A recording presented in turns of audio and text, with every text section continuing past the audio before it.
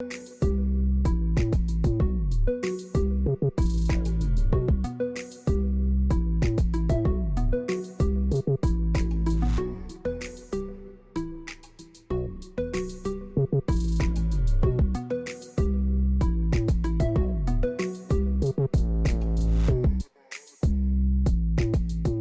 Tuesday, February 26. Here's what's making the news. The Deputy Minister of Mineral Resources of South Africa, Godfrey Oliphant, and a team is in Guyana.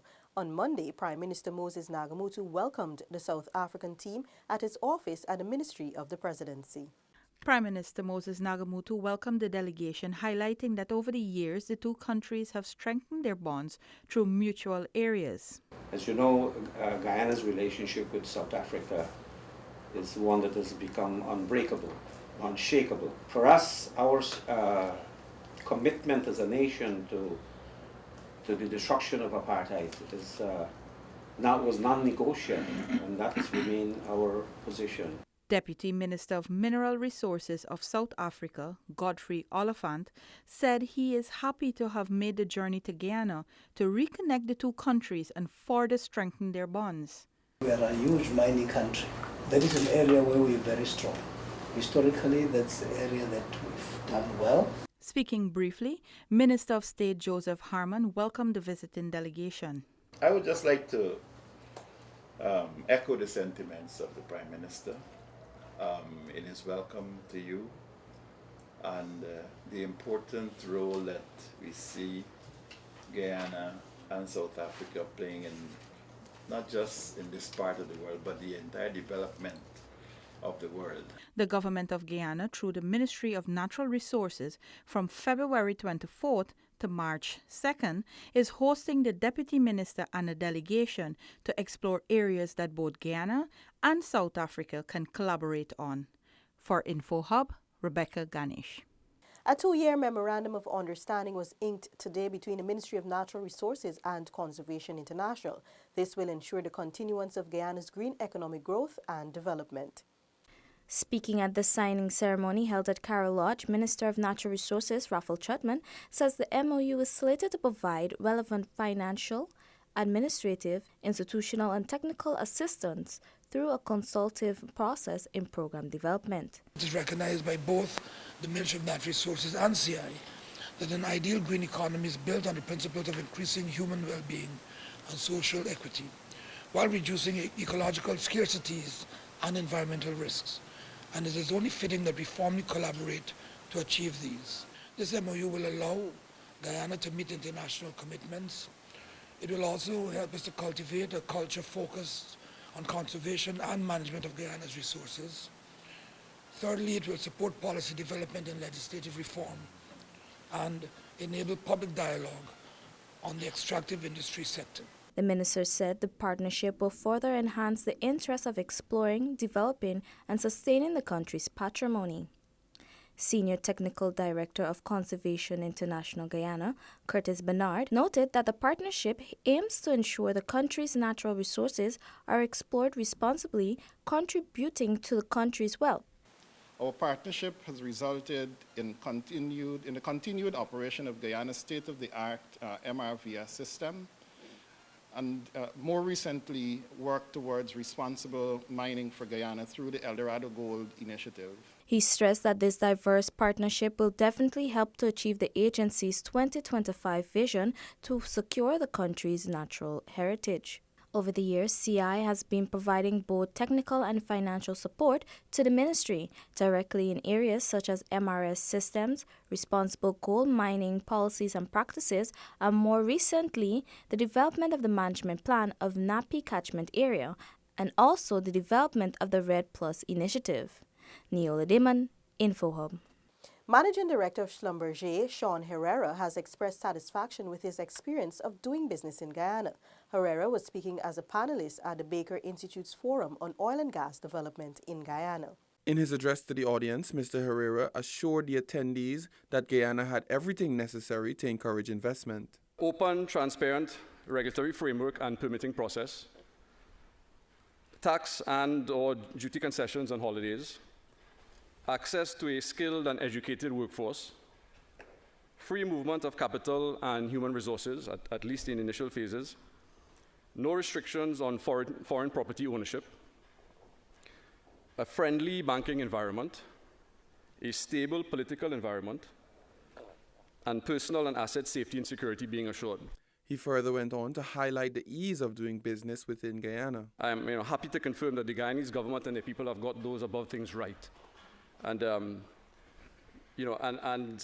and essentially, I would say that from our perspective and in our experience, we don't see any reasons why, these barriers are all but absent. And I will endorse everything that my esteemed colleagues are telling you about doing business in Guyana. I'm happy to take questions specifically on what some of the challenges that we may have experienced as a service company, foreign invested in Guyana, and how we overcame them. But those challenges were very, very few. Herrera made a call to those looking to invest in Guyana to take the leap and come.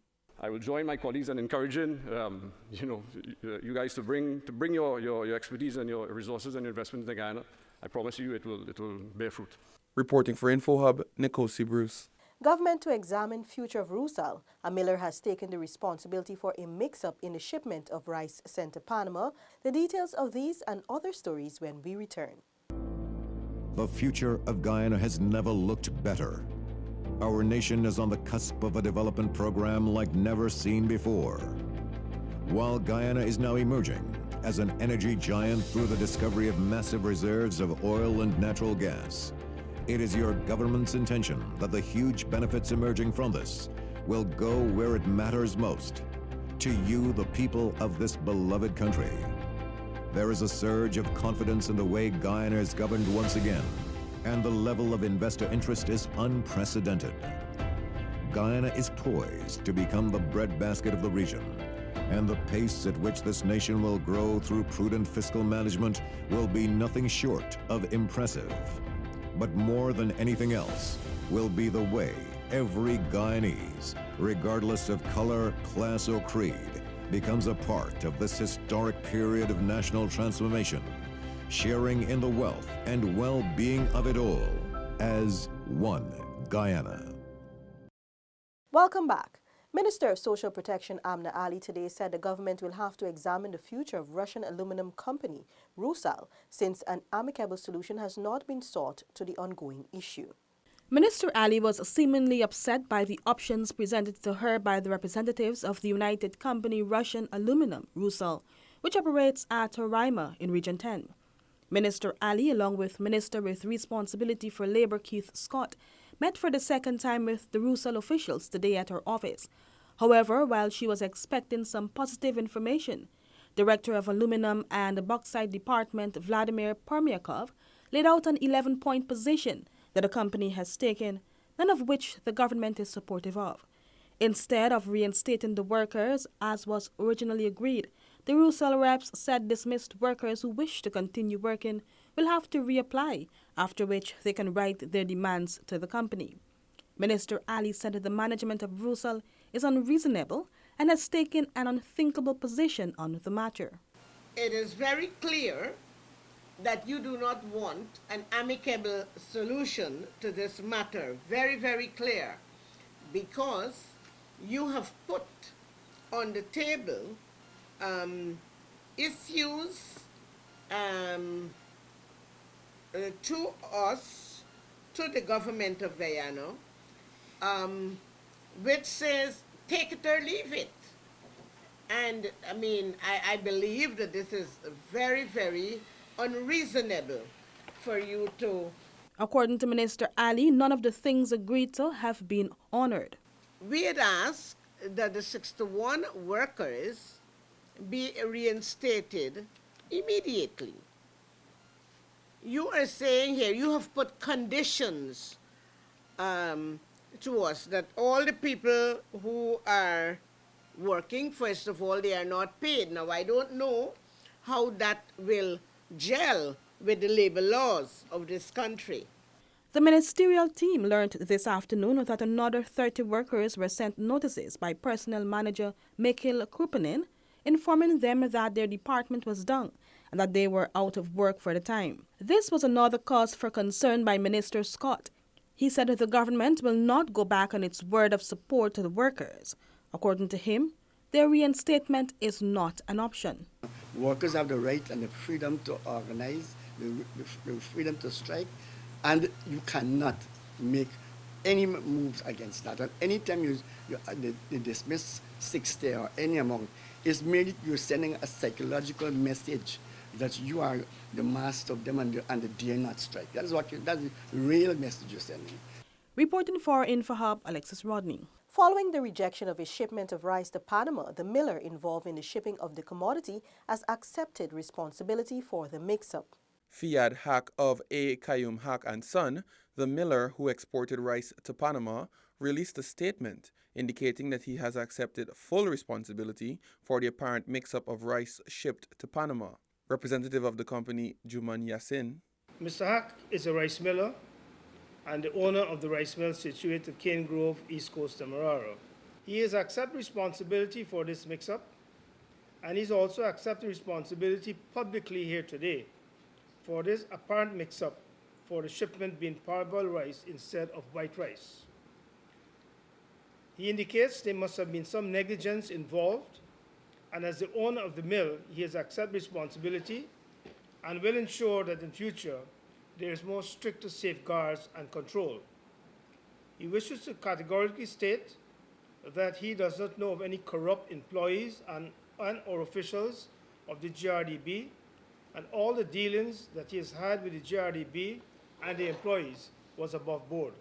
Meanwhile, General Manager of the GRDB, Nazim Hassan, took the opportunity to update persons on the matter of rice being confiscated in Jamaica. We learned from one of the articles of who the buyer of that alleged confiscation was. We then contacted that buyer. That buyer also did not provide us with any information. So as we speak to you, we have no additional information with regards to the issues surrounding the alleged confiscation of rice that was exported to Jamaica. Reporting for InfoHub, Nikosi Bruce. Minister of Finance Winston Jordan has encouraged the Guyana National Shipping Corporation to seek out opportunities available in public-private partnerships to further the development of the company. The Finance Minister on Monday joined with the Board of Directors and Management of the GNSC to commission a $125 million, 12,600 square feet modern warehouse facility at the Lot 1 Public Road, La Penitence, Georgetown location. According to the Finance Minister, the government has already received unsolicited proposals from an international firm which specializes in port development to invest in the corporation as a P3 venture. The GNSC, he said, has been provided with the proposal, which is under consideration. I'm aware of your strategic plan, which highlights warehouse development, equipment renewal, and wharf rehabilitation as critical to the success of the corporation's 5-year program. The corporation is ideally situated and commands significant assets, but it has no money to implement the game-changing projects that can exploit the known advantages. Minister Jordan therefore urged the shipping company to seek out partnerships to overcome this critical deficit. He said the government is in discussions with the European Investment Bank on a proposal. The company was further encouraged to establish more modern warehouse policies and practices that will discourage cargo being stored for excessively long periods. Meanwhile, GNSC's Managing Director Andrew Astwood said he is proud of the successful completion of the warehouse. He said the corporation is constantly looking for solutions for customers and clients. The new warehouse is just another step in that direction. This modern warehouse is the first newly built structure as a part of our modernization process, which adds to the major upgrades and rehabilitation of several other sections of the facility that we would have embarked on over the years. And of course, our plans are ongoing. The GNSC renders maritime transportation services to all sectors of the economy. Reporting for InfoHub, Alexis Rodney.